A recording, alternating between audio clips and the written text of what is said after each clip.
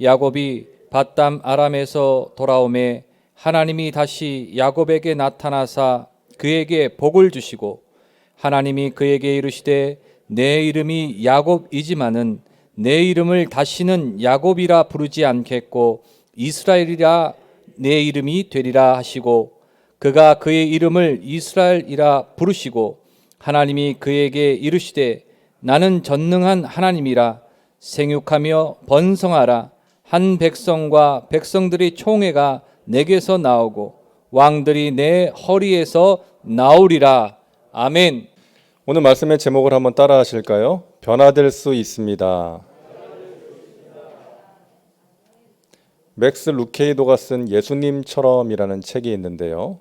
거기에 나오는 글입니다. 하나님은 우리의 있는 그대로를 사랑하신다. 하지만 그대로 있기를 원하시지는 않는다. 예수님을 닮은 모습으로 변화되기를 원하신다. 하나님께서는 우리를 의인으로 만드신 다음에 사랑하신 것이 아니라 우리가 아직 죄인 되었을 때에 그리스도께서 우리를 위하여 죽으심으로 하나님께서 우리에게 대한 자기의 사랑을 확증하셨습니다. 우리의 있는 모습 그대로, 연약한 모습 그대로, 부족한 모습 그대로, 추한 모습 그대로를 사랑하신 것이죠. 하지만 우리가 그대로 머물러 있기를 원하시지는 않으신다는 것입니다. 우리가 변화되기를 원하신다는 것이죠. 예수님을 닮은 모습으로 변화되기를 원하시는 것입니다. 우리는 지난 몇 주 동안 야곱을 함께 살펴보고 있는데요. 야곱은 그 이름처럼 속이는 자, 빼앗는 자의 삶을 살았습니다. 그런데 우리가 야곱의 인생 후반부를 보면서 분명하게 내리게 되는 결론은 야곱은 확실하게 변화되었다는 것입니다. 오늘 그 내용을 함께 나누려고 하는데요. 야곱의 하나님이 우리의 하나님이신 줄로 믿습니다. 야곱을 변화시키신 하나님께서 저와 여러분도 변화시키고 계시는 거예요. 오늘 이 밤에 또 우리의 평생의 삶 가운데 그와 같은 하나님의 은혜로 우리가 하나님께서 기뻐하실 만한 수준의 사람으로 또 예수님을 닮은 사람으로 변화되는 그런 은혜가 우리에게 있기를 간절히 바랍니다.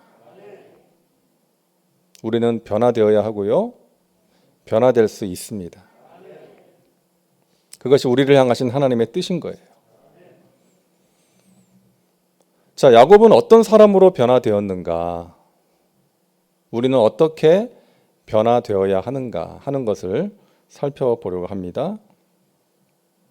첫째로 야곱은 하나님을 신뢰하는 사람으로 변화되었습니다. 야곱의 11번째 아들인 요셉은 우여곡절 끝에 애굽의 총리가 되었습니다. 7년 풍년 후에 7년 기근이 올 것을 알고 곡식을 비축합니다. 드디어 심한 기근이 찾아와가지고 곡식이 다 떨어졌을 때 요셉은 창고 대방출, 창고에 쌓아놓은 곡식을 백성들에게 나누어 줍니다. 야곱의 가정에도 곡식이 다 떨어졌죠. 그래서 야곱은 아들들에게 애굽에 가서 곡식을 사오도록 합니다. 야곱과 그의 아들들은 요셉이 살아있다는 것과 애굽의 총리가 된 것을 모르는 상태죠. 찾아온 형들을 만난 요셉은 그 형들 가운데 한 명을 볼모로 잡고 막내 동생 베냐민을 데려오라고 명령합니다. 돌아간 야곱의 아들들이 아버지 야곱에게 그 사실을 이야기를 하죠. 그러자 야곱이 그 소식을 듣고 절망합니다. 너희가 왜 괜히 막내 이야기를 해서 이런 일을 초래했느냐? 내가 요셉을 잃었는데 베냐민마저 잃으면 살 수가 없을 것이다. 그렇게 이야기를 하죠. 하지만 나중에 야곱이 이렇게 말하지 않습니까? 창세기 43장 14절을 우리 같이 한번 읽겠습니다. 전능하신 하나님께서 그 사람 앞에서 너희에게 은혜를 베푸사 그 사람으로 너희 다른 형제와 베냐민을 돌려보내게 하시기를 원하노라. 내가 자식을 잃게 되면 이르리로다. 자, 야곱의 입에서 전능하신 하나님이라는 말이 나왔어요. 처음으로 나온 말이에요. 지금까지 야곱이 이런 말을 한 적이 없어요. 전능하신 하나님께서 은혜 베푸시기를 원한다. 내가 자식을 잃게 되면 이르리로다. 여러분, 이 말은요, 포기하고 체념하는 말이 아니에요. 믿음으로 한 말이에요. 하나님은 전능하시다. 그분이 우리의 인생을 주관하신다.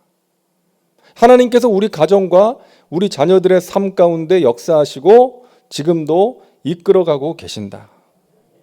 우리를 향하신 하나님의 선하신 뜻을 이루실 것이다. 이러한 믿음의 고백을 지금 야곱이 하고 있는 것입니다. 여러분, 야곱이 어떻게 이런 믿음을 갖게 되었을까요? 하나님을 체험했기 때문이에요. 체험에서 나온 믿음이었어요. 그동안 야곱은 자신의 삶의 그 고비고비마다 순간순간마다 자신과 함께 하시고 은혜를 베푸신 하나님을 체험했어요. 형으로부터 도망갈 때 꿈속에 나타나셔서 말씀해 주신 그 하나님, 자신을 위로해 주시고 소망을 주신 하나님, 또 외삼촌의 집에서 힘들게 일할 때 이겨낼 수 있도록 도와주신 하나님, 그리고 형의 마음을 녹여주셔서 극적으로 화해할 수 있도록 인도하신 하나님, 그 하나님에 대한 경험이 하나님에 대한 믿음을 갖게 한 거예요. 여러분, 믿음에 있어서 경험보다 강한 것이 없습니다. 우리가 어떤 사람을 이야기할 때 내가 그 사람은 겪어봐서 알아. 내가 그 사람하고 같이 일해봤는데, 내가 그 사람을 겪어봤는데 그 사람 믿을만해. 그 사람 진국이야.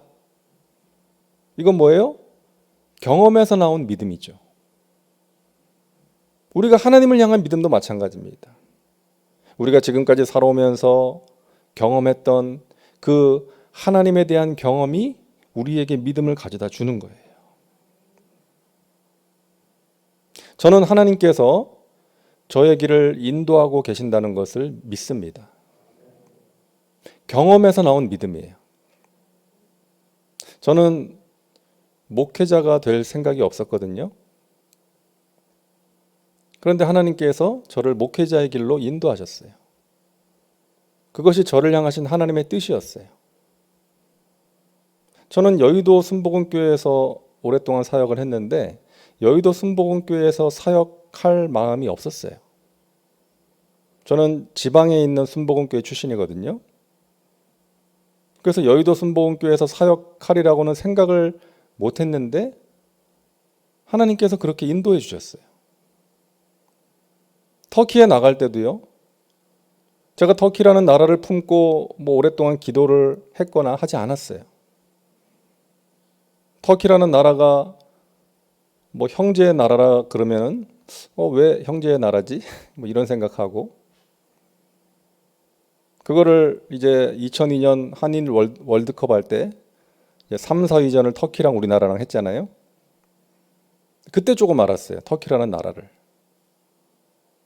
그리고 사람들이 터키에 성지순례 다녀와가지고 정말 은혜가 된다, 좋다, 꼭 가봐라, 그래도 나도 가봐야지, 이런 생각도 안 해봤어요.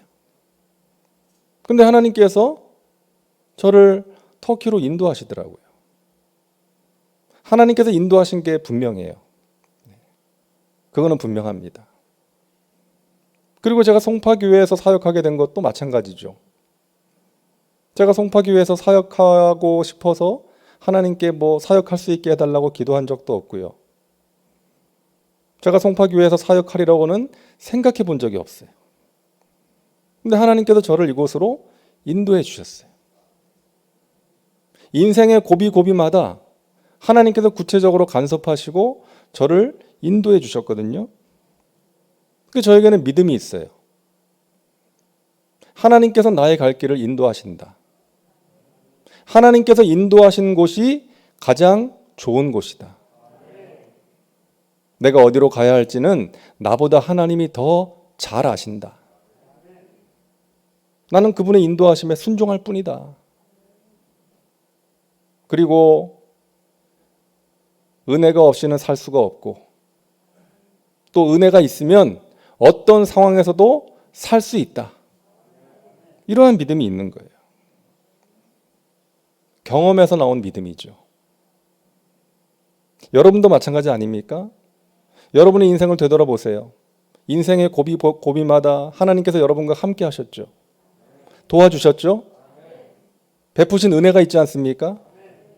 지금까지 지내온 것 주의 크신 은혜라 고백할 수밖에 없는 거예요. 어려움을 이겨낼 수 있도록 도와주셨고 내가 정말 신음 같은 기도라도 정말 드릴 때 그 작은 신음에도 응답해 주셨던 하나님, 그 하나님이 나와 함께 하셨기에 우리가 지금 이 순간까지 살아올 수 있었던 것 아닙니까? 여러분, 하나님을 믿어야 됩니다. 그런데 그 믿음이 우리가 하나님을 경험했지만 하나님을 알고 있지만 그래도 우리의 믿음이 흔들릴 때가 있잖아요. 우리가 연약하기 때문에 우리를 힘들게 하는 여러 가지 문제가 있기 때문에 하나님을 향한 믿음이 흔들릴 때가 있어요. 그래서 예배가 중요하고 기도가 소중한 것입니다. 이 믿음이라는 것은 우리 스스로 만들어서 가질 수 있는 게 아니기 때문에 그래요. 하나님을 바라볼 때, 은혜를 구할 때 하나님으로부터 주어지는 것이 믿음이기 때문입니다.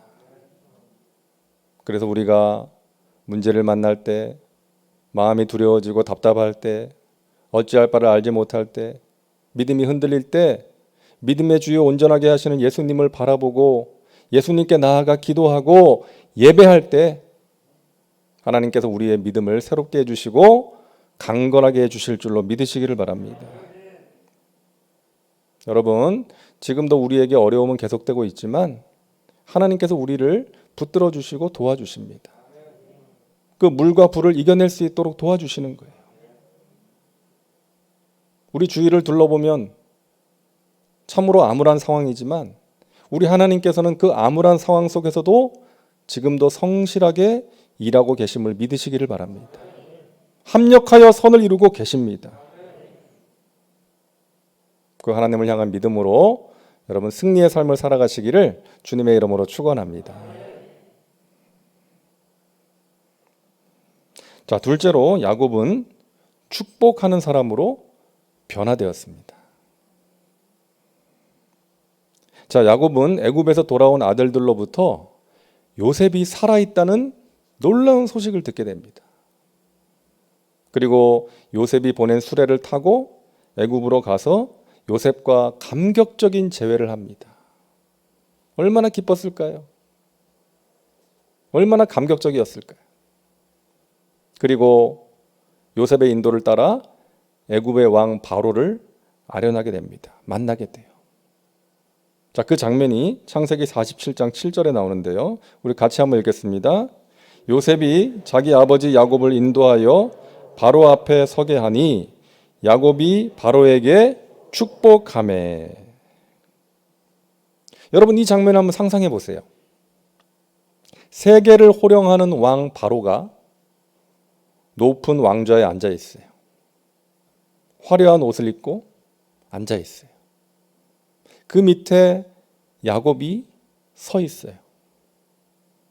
초라한 옷을 입고 초라한 늙은이의 모습으로 서 있는 거예요. 바로는 강자고 야곱은 약자예요. 야곱은 이제 바로의 땅에서 바로의 도움을 받아서 살아가야 돼요. 그런 처지예요. 하지만 야곱은 주눅들지 않았어요. 비굴한 모습 보이지 않았어요. 당당하게 바로를 하나님의 이름으로 축복하는 거예요. 멋지지 않습니까? 여러분, 지금까지 야곱은 축복을 받는 것에 관심이 많았습니다. 받는 자, 빼앗는 자의 삶을 살았어요.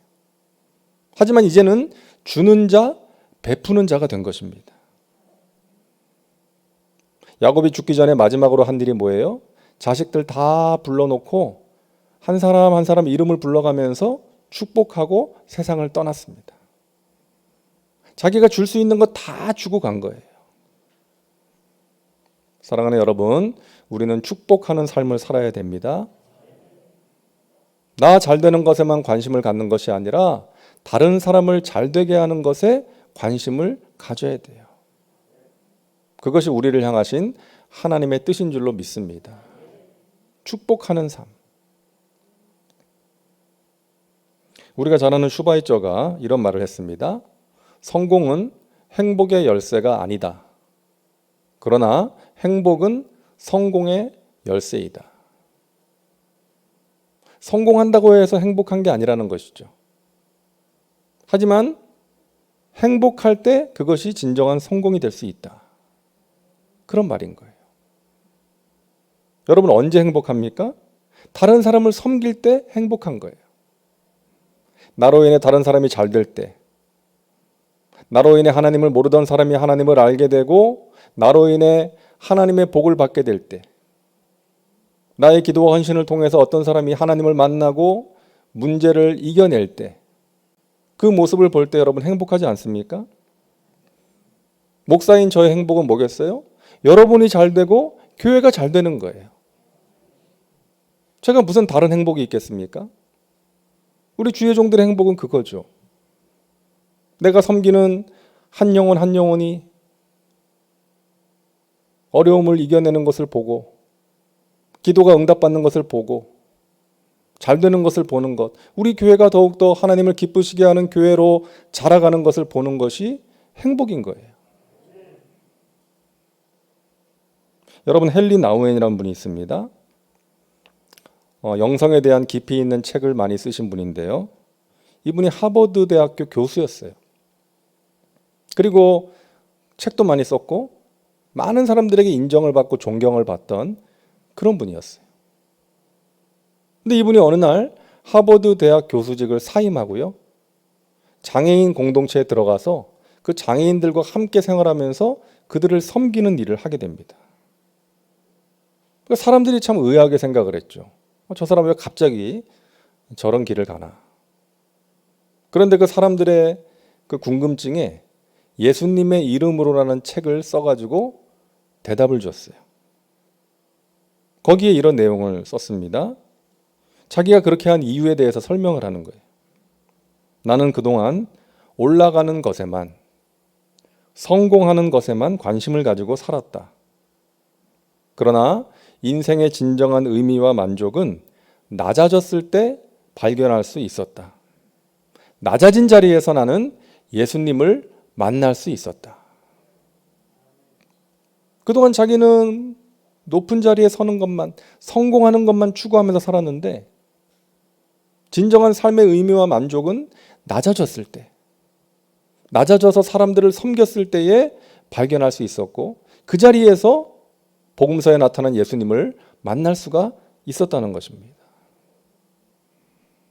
축복하는 자리에서, 섬기는 자리에서 주님을 만날 수 있었다는 것이죠. 행복한 사람, 불행한 사람이라는 글이 있습니다. 여러분 잘 들어보세요.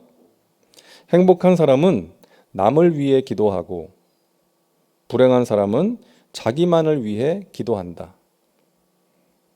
남의 이야기를 열심히 들어주는 사람은 행복한 사람이고 자신의 주장만을 반복하는 사람은 불행한 사람이다. 남의 칭찬을 자주 하는 사람은 행복한 사람이고 자기 자랑을 자주 하는 사람은 불행한 사람이다. 일을 보람으로 아는 사람은 행복하고 일을 의무로 아는 사람은 불행하다. 언제나 웃으며 말하는 사람은 행복하고 자주 투덜대는 사람은 불행하다. 평생 고마웠던 일만 마음에 두는 사람은 행복하고 섭섭했던 일만 마음에 두는 사람은 불행하다. 남이 잘 되는 것을 축복하는 사람은 행복하고 남이 잘 되면 배가 아픈 사람은 불행하다. 여러분 어떠십니까? 여러분은 행복한 사람입니까? 불행한 사람입니까? 행복한 사람 되시기를 바랍니다. 그러기 위해서요, 다른 사람들을 축복하며 살자는 것입니다. 여러분, 축복하는 것이 중요한 이유는요, 우리가 누군가에게 복을 빌어주면, 누군가를 축복하면 그 사람이 그 복을 받을 만하면 그 복이 그 사람에게 머물고, 그 사람이 그 복을 받을 만하지 못하면 내가 빌어준 그 복이 누구에게? 나에게 돌아오는 거예요. 반대로 내가 누군가를 미워하고 비난하고 정죄하고 저주하면 일단은 내 마음이 어두워져요. 그리고 그 사람이 정말 그런 사람이 아니면 어떻게 되겠어요? 그 비난과 정죄와 저주가 나에게 돌아오기 때문에. 그래서 여러분, 우리 자신을 위해서라도 우리가 기쓰고 축복해야 되겠습니다. 여러분, 함부로 누군가를 정죄하지 마시고 저주하지 마시고 축복해 주시기를 바랍니다. 우리가 원망하고 불평하고 비난하는 것은 쉬워요. 그냥 저절로 돼요. 노력하지 않아도. 하지만 축복하는 것은 노력이 필요합니다. 우리 안에 거하시는 성령님을 의지하면서 우리가 노력해야 돼요.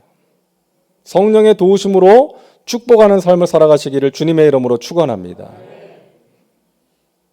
여러분, 은혜로운 말만 전하세요. 기왕이면 확인된 말, 정확한 말, 덕을 세우는 말, 하나님께서 기뻐하시는 말을 전하시기를 바랍니다. 그럴 때 우리가 살아날 수 있고 내 옆에 있는 사람들도 또 주님의 몸된 공동체도 살아날 수가 있는 것입니다. 자, 셋째로 야곱은 영적 분별력을 가진 사람으로 변화되었습니다.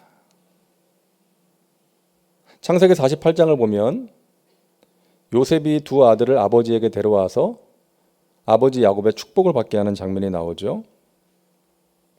야곱이 그 오른손을 장자인 므낫세가 아니라 둘째 아들 에브라임의 머리에 얹고 왼손을 장자의 머리에 얹고 축복을 하니까 요셉이 그러죠. 아버지, 이놈이 큰아들이에요. 오른손을 이놈한테 얹으셔야죠. 아버지가 혹시나 헷갈려서 그럴까 봐 이제 요셉이 설명을 해드리잖아요. 근데 그때 야곱이 이런 말을 합니다. 안다, 아들아. 나도 안다. 장자도 크게 될 것이지만 아우가 형보다 더 크게 될 것이다. 그래서 내가 그렇게 축복하는 것이다. 여러분, 야곱은요, 나이가 들어서 육신의 눈은 어두워졌지만 영적인 분별력은 더 밝아진 거예요. 하나님의 뜻을 분별하는 사람으로 변화된 것입니다. 야곱은 요셉에게 이런 유언을 남기잖아요. 나는 죽지만 하나님께서 너희들을 너희 조상의 땅으로 인도해 주실 것이다. 돌아가게 하실 것이다. 이게 뭐예요? 출애굽에 대한 예언을 한 거예요. 너희 자손들은 이 땅에서 영원히 사는 것이 아니라 하나님께서 너희를 너희 조상들의 땅으로 돌아가게 하실 것이다. 근데 여러분 생각해 보세요. 지금 요셉은 애굽에서 엄청난 출세를 했잖아요. 바로 다음 가는 사람이에요. 왕 다음 가는 위치에 있었던 사람이 요셉이에요. 그러면 아비된 입장에서 이렇게 말할 수 있는 거 아니겠어요? 요셉아, 이 애비는 네가 이 애굽에서 출세해서 너무나 기쁘다. 너 바로한테 찍히지 않도록 조심하고 계속해서 인정받아가지고 너와 너의 자손들이 이 땅에서 정말 잘 살면 좋겠다. 이렇게 말할 수도 있는 거 아니겠어요? 그런데 야곱은 그게 아니라 하나님의 뜻은 너와 너의 후손들이 이 땅에서 안주하며 사는 것이 아니라 이 땅을 떠나서 너희 조상들의 땅으로 돌아가는 것이다. 하나님의 뜻을 전하고 있는 거예요. 여러분, 하나님의 뜻과 계획을 지금 야곱이 말하고 있는 것입니다. 사랑하는 자손들이 단순히 편안한 삶, 세상이 말하는 성공적인 삶을 살기를 원하는 것이 아니라 하나님의 뜻을 따라 살기를 원하는 야곱의 마음인 거예요. 사랑하는 여러분, 우리가 나이가 들어가면서 육신의 눈은 점점 어두워지지만 영의 눈은 더욱더 밝아져야 될 줄로 믿습니다. 여러분의 자녀들에게 믿지 않는 사람들과 똑같은 말만 해주는 것이 아니라 하나님의 뜻을 전해줄 수 있는 부모가 되시기를 바랍니다. 단순히 세상적인 기준으로 좋은 것을 선택하는 것이 아니라 직장을 선택하고 또 배우자를 결정할 때 어떤 세상 사람들과 똑같은 관점을 가지고 선택하고 결정하는 것이 아니라 하나님의 뜻을 분별하고 그것을 말해줄 수 있는 부모. 여러분의 자녀가 직장을 선택할 때 여러분 어떤 조언을 해주시겠습니까? 여러분의 자녀가 배우자를 결정하고자 할 때 어떤 조언을 해주시겠어요? 하나님의 뜻을 전할 수 있어야 되지 않겠습니까? 자녀가 목회자의 길을 가려고 하거나 선교사의 길을 가려고 할 때 물론 부모의 입장에서 자녀가 고생할 것이 뻔하니까 반대하고 싶은 마음이 생길 수 있어요. 하지만 너를 향하신 하나님의 뜻이 그 길이라면 엄마가 아빠가 기도할게, 축복한다, 이렇게 해줄 수 있어야 한다는 것이죠.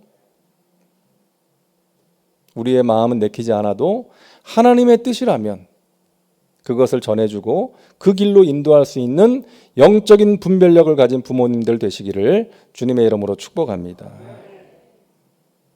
여러분, 오늘날 그런 분들이 필요합니다.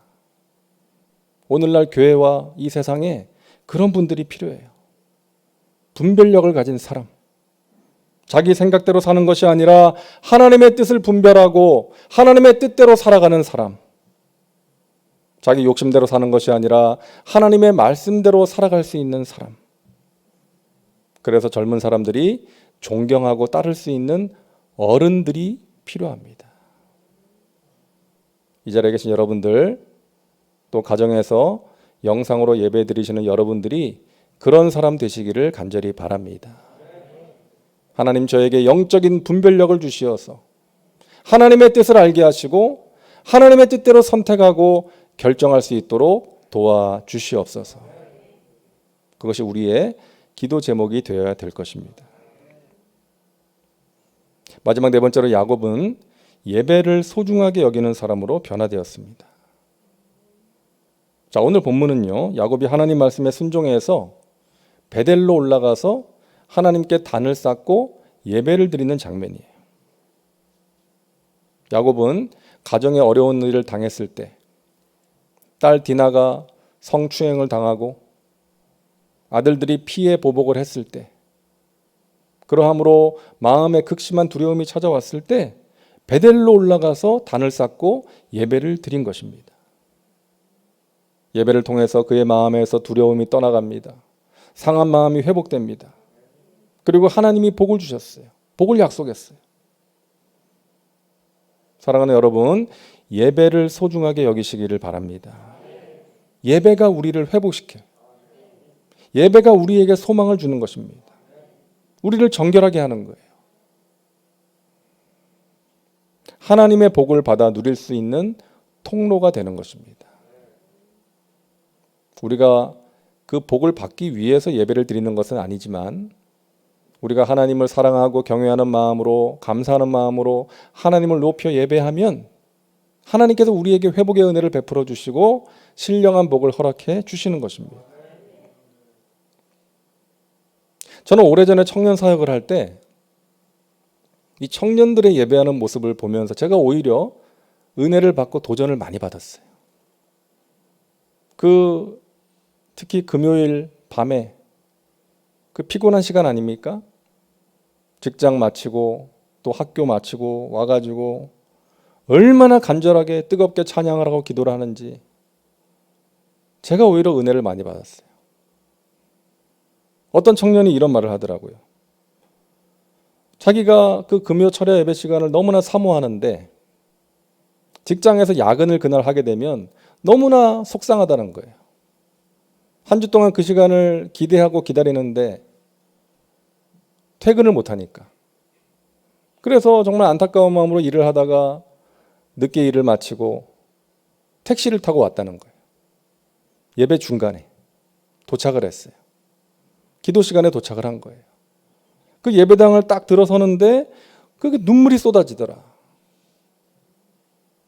이 예배가 자신에게 얼마나 소중한 시간인지를 확인하게 되었다는 거예요. 그 늦은 시간에 청년들이 모여서 예배를 드리는데 조는 사람 한 사람도 못 봤어요. 얼마나 간절함으로 하나님을 예배하는지. 여러 가지 유혹이 많고 고민거리가 많은 그때 아닙니까? 그런데 그 예배를 통해서 하나님이 주시는 회복을 경험하고 비전을 발견하고 위로를 얻고 갈 길을 찾고 하나님의 도우심을 경험하더라는 것이죠. 저는 우리 송파교회 예배가 하나님의 임재를 경험하는 예배, 살아계신 하나님을 만나는 예배, 하나님이 주시는 은혜와 평강과 위로를 체험하는 예배가 될 수 있기를 간절히 소망합니다. 그리고 야곱이 변화된 것처럼 예배를 통해서 나 자신이 변화되는 것을 체험할 수 있는 그런 은혜를 경험하는 우리의 예배가 될 수 있기를 간절히 소망합니다. 분명하게 말씀드릴 수 있는 것은요, 예배 잘 드리는 사람이 하나님의 복을 받는다는 거예요. 목회 경험상 그렇습니다. 예배 잘 드리는 사람이 하나님이 주시는 좋은 것들을 많이 경험하더라고요. 왜? 예배는 하나님을 높이는 거 아닙니까? 하나님을 최고의 가치로 알고 나의 시간과 물질과 정성을 드리는 거잖아요. 우리도 누군가로부터 존중을 받으면 좋잖아요. 기쁘잖아요. 그렇지 못하면 마음이 상하고, 우리가 하나님을 예배하는 것은 하나님을 존중해 드리는 거예요. 하나님은 왕이십니다. 하나님은 내 삶의 주인이 되십니다. 하나님은 나의 도움이 되시고 힘이 되십니다. 그 하나님을 예배합니다. 하나님을 높여 찬양합니다. 그것이 예배이기 때문에 우리가 그렇게 마음을 다해서 하나님을 예배하면 하나님께서 기쁘신 거예요. 그래서 사랑하는 자녀들에게 예비하신 은혜와 신령한 복을 베풀어 주시고 사랑하는 자녀들이 간절히 구하는 것에 가장 좋은 것으로 응답해 주시는 것입니다. 여러분 시편 146편 5절 말씀 우리 같이 한번 읽겠습니다. 야곱의 하나님을 자기의 도움으로 삼으며 야훼 자기 하나님에게 자기의 소망을 두는 자는 복이 있도다. 아멘. 야곱의 하나님, 환난 가운데서 찾아오시고 말씀해 주신 하나님, 그를 도와주신 하나님, 그를 아름답게 변화시킨 하나님, 여러분 그 하나님을 여러분의 하나님으로 삼고 그 하나님을 의지하며 살아가시기를 주님의 이름으로 축원합니다. 하나님을 소망으로 두는 복 있는 사람 되셔서 하나님이 베푸시는 귀한 은혜 체험하시고 하나님 기뻐하시는 수준의 사람으로 변화되어가는 저와 여러분 모두가 되시기를 주님의 이름으로 축원합니다. 기도합니다. 하나님 감사합니다. 오늘 밤에도 저희들 주님 앞에 불러주시어서 이렇게 현장에서 또 온라인으로 하나님을 예배하게 하시니 감사합니다. 아버지 하나님, 우리가 변화되기를 원하시는 하나님의 마음을 알게 하시니 감사합니다. 주님, 성령의 도우심과 능력으로 우리를 변화시켜 주옵소서. 하나님께서 기뻐하시는 수준의 사람으로 변화되게 하여 주옵소서. 예수님을 닮은 사람으로 변화되게 하여 주시옵소서. 우리의 변화를 통해서 하나님 영광 받아 주시고 우리의 변화를 통해서 하나님이 베푸시는 은혜의 역사를 체험하며 살아가게 하여 주시옵소서. 하나님, 내 옆에 있는 사람들을 주님의 이름으로 축복하며 살게 하여 주옵소서. 우리 가정이, 우리 교회가 사랑으로 행복한 공동체 되게 하여 주옵소서. 아버지 하나님, 우리 예배 가운데 하나님의 은혜가 충만하기를 원합니다. 예배를 통해서 하나님이 주시는 복을 경험하게 하여 주옵소서. 하나님의 은혜를 누리게 하여 주옵소서. 세상에 줄 수 없는 하나님의 평강으로 마음과 생각을 지키며 살아가게 하여 주시옵소서. 아버지 하나님, 오늘 이 밤에 하나님의 기쁘신 뜻을 위한 거룩한 소원 가지고 기도하오니 우리의 기도가 하나님의 마음에 맞는 기도가 되게 하시고 하늘 문을 여는 기도가 되게 하여 주옵소서. 믿고 감사드리며 예수님의 이름으로 기도하옵나이다. 아멘.